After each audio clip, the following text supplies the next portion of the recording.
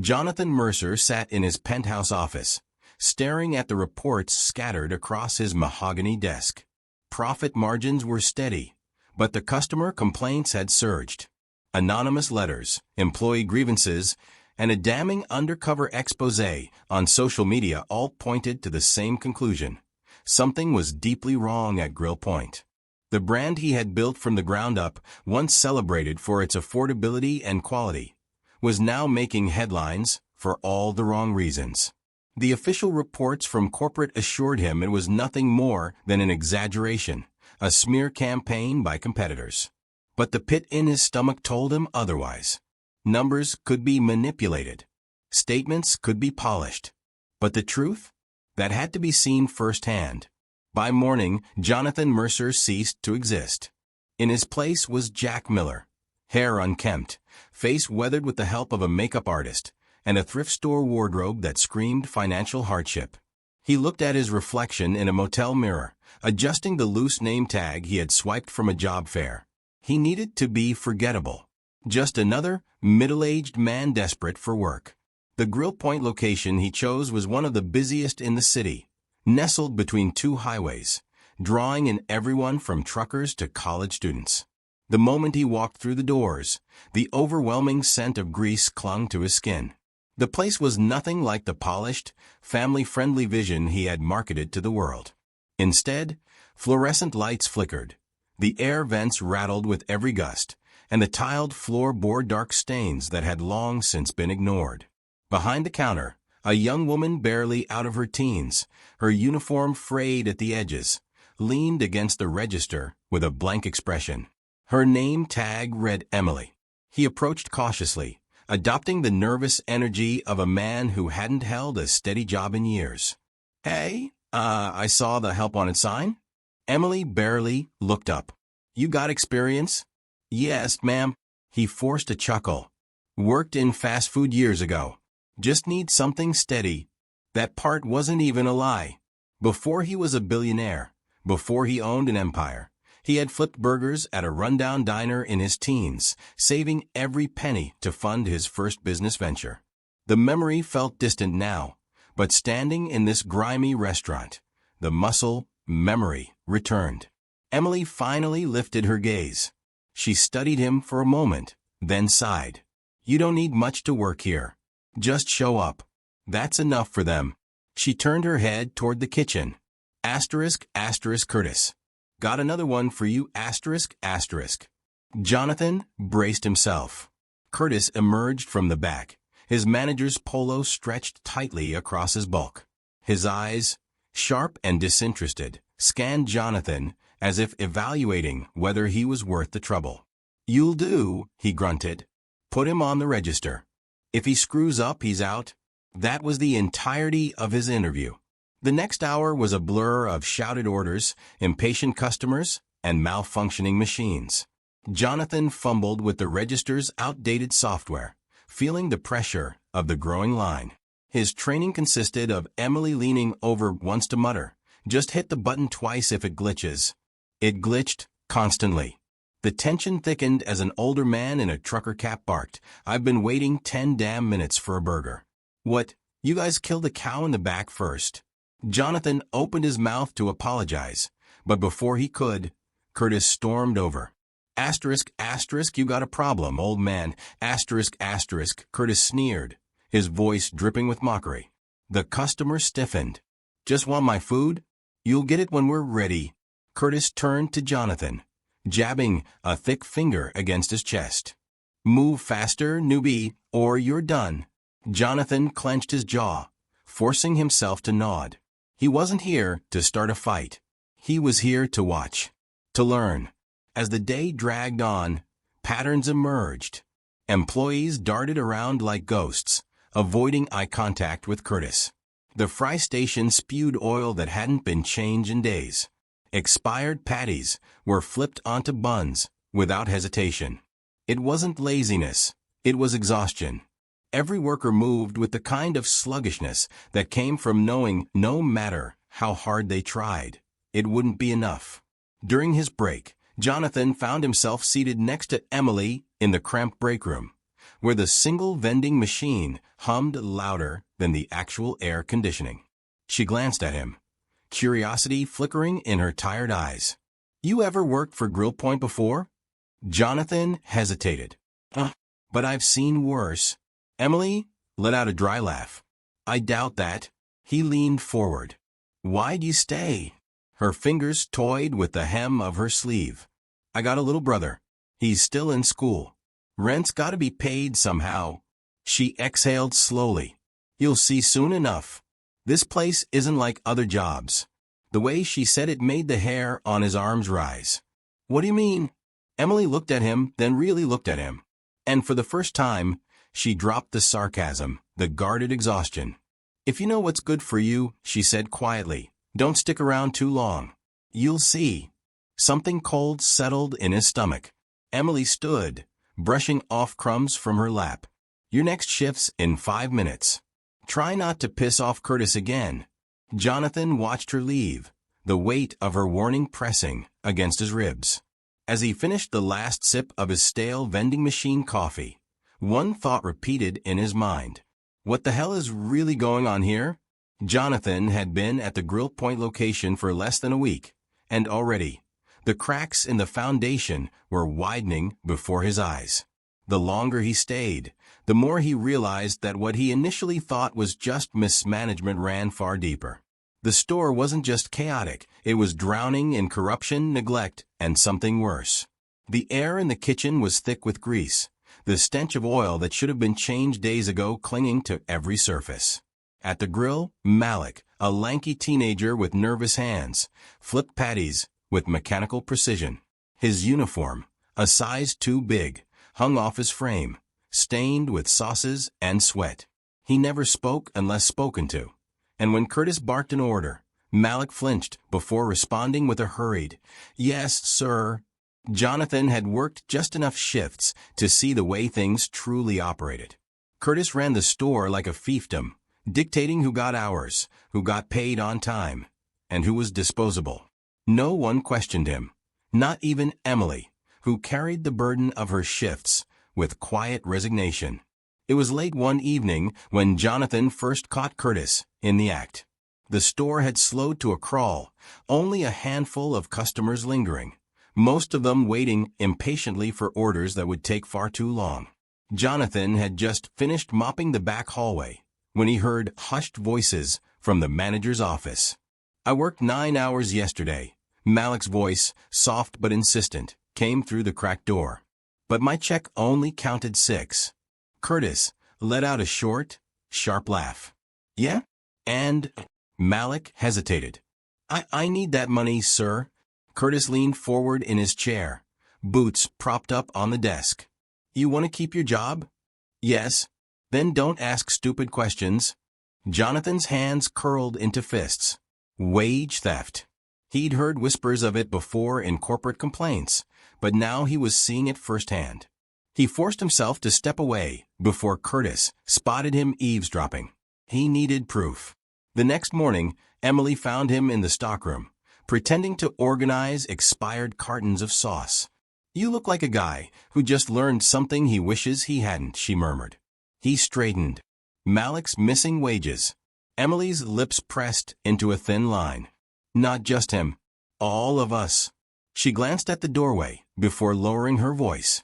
"Curtis edits the time cards, cuts hours wherever he thinks he can get away with it. If we complain, we lose shifts. Or worse." "Worse." She hesitated. "You really want to know?" Jonathan nodded. She exhaled, rubbing the back of her neck. "A few months ago, we had a guy named Daniel. Good worker. Showed up on time, never slacked off. One day, he calls out sick, real bad fever, couldn't even stand. Curtis tells him if he doesn't show, don't bother coming back." Jonathan's stomach tightened. "Daniel shows up," Emily continued, her voice quieter now. "Works the grill for 6 hours in the middle of summer with no air conditioning. He kept saying he felt dizzy, but Curtis just laughed it off." She swallowed. By hour 7, he collapsed. A cold shiver ran down Jonathan's spine. "We called an ambulance." By the time they got here, it was too late. He stared at her, stunned. He died? Emily nodded, eyes dark with something unreadable. Heat exhaustion.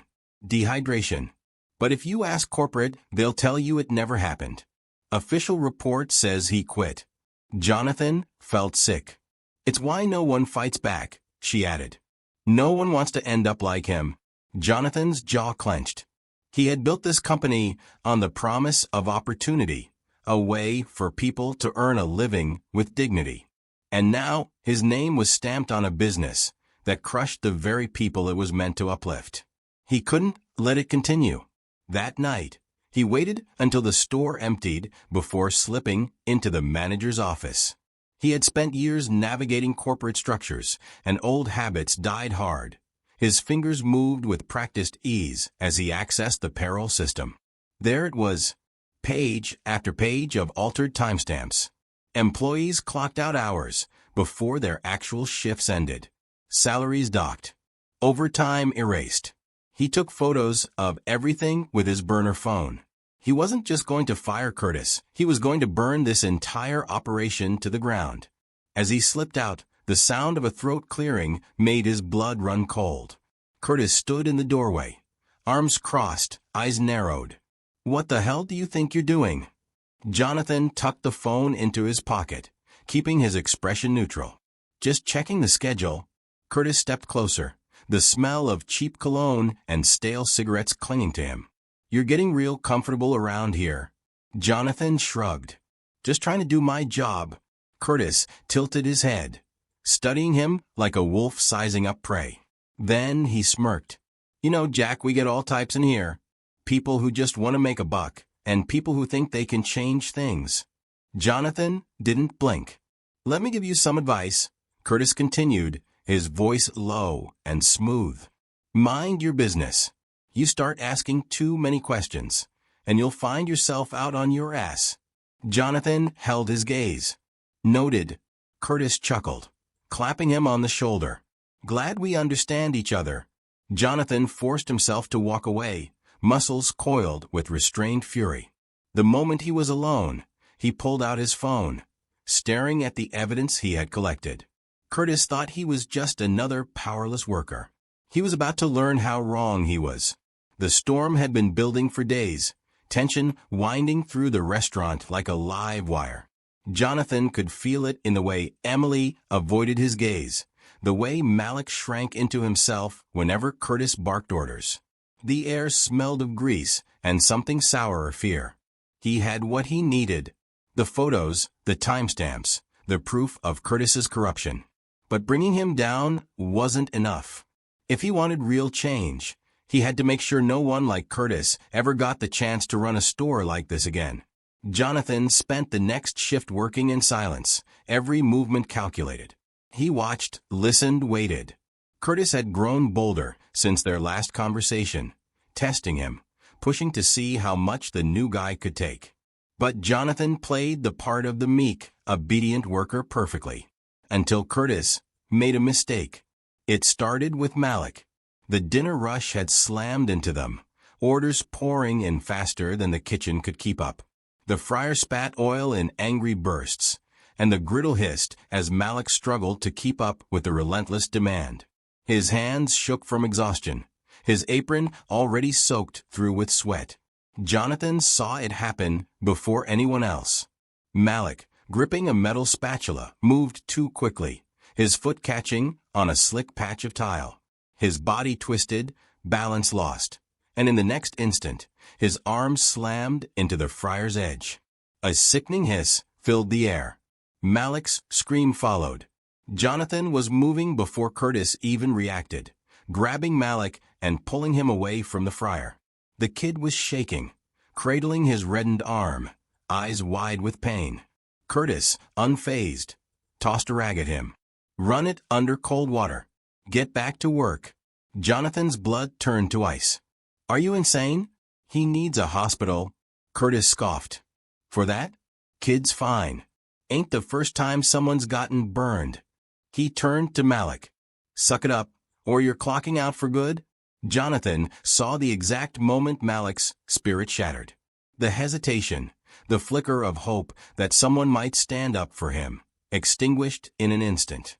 The kid turned, shoulders slumped, and started toward the sink. Jonathan had seen enough. No, his voice cut through the tension like a blade. Curtis froze, his head snapping toward him. What? Jonathan took a step forward, his heartbeat steady, controlled. Malik's leaving. Now. And if you try to stop him, you won't have a job tomorrow. A beat of silence. Then, Curtis laughed. You really don't get how this works, do you? He stepped closer, the scent of sweat and stale cigarettes clinging to him. You don't call the shots here, newbie? Jonathan reached into his pocket and pulled out his phone. He flipped the screen toward Curtis, the photos glaring back at them. Payroll edits. Expired food being served. The broken air conditioning that had been marked as repaired in corporate reports. And now, video evidence of Curtis ignoring a serious workplace injury. Curtis paled. See, here's the thing, Jonathan said, voice low and steady. You think I'm just another guy scraping by. But I know exactly how this place runs. I know how to make sure this footage gets in front of the right people. And I know how fast corporate will drop you when they realize you're a lawsuit waiting to happen. Curtis's bravado cracked. His eyes darted to the phone, then to the exit calculating. You. Jonathan didn't let him finish. Get out. The command was final. Or I'll make sure you never work again. Curtis hesitated for only a second before his shoulders squared. He gave a short, bitter laugh and turned on his heel, shoving past a stunned Emily as he stormed toward the door. A hush fell over the restaurant. Every employee, every customer had gone silent, eyes wide as they watched the tyrant walk out. Jonathan exhaled slowly, then turned to Malik. Come on, let's get you some help. Emily met his gaze as he passed, something unreadable in her expression. Not fear, not disbelief. Respect. The days that followed were a whirlwind. News of Curtis's abrupt departure spread quickly. Whispers passing through the store like a long-awaited storm had finally broken. Some employees were cautious, unwilling to believe he was truly gone, while others, like Emily, watched Jonathan with a mix of curiosity and suspicion. Malik was recovering. Jonathan had driven him to urgent care that night, making sure his arm was treated properly. The kid had barely spoken, shock still clinging to him. But before heading home, he'd mumbled a quiet, thank you. But Jonathan wasn't finished. Curtis had been a symptom, not the disease. His corruption had festered under corporate neglect, under a system that had let too many like him slip through the cracks. Firing him wasn't enough. Jonathan had to make sure the damage he'd done was undone. The following morning, he arrived at the store not in his grease-stained uniform, but in a crisp button-down and slacks. He felt the shift in the air the moment he stepped inside, the way heads turned, the way Emily straightened, recognition flickering in her gaze. He didn't go to the kitchen. He went straight to the manager's office. When the district supervisor, Mr. Langley, arrived an hour later, he was already waiting. The older man's eyes narrowed as he took in Jonathan's polished appearance. You must be the one who caused all the fuss, he said, voice carefully neutral. Jonathan didn't waste time.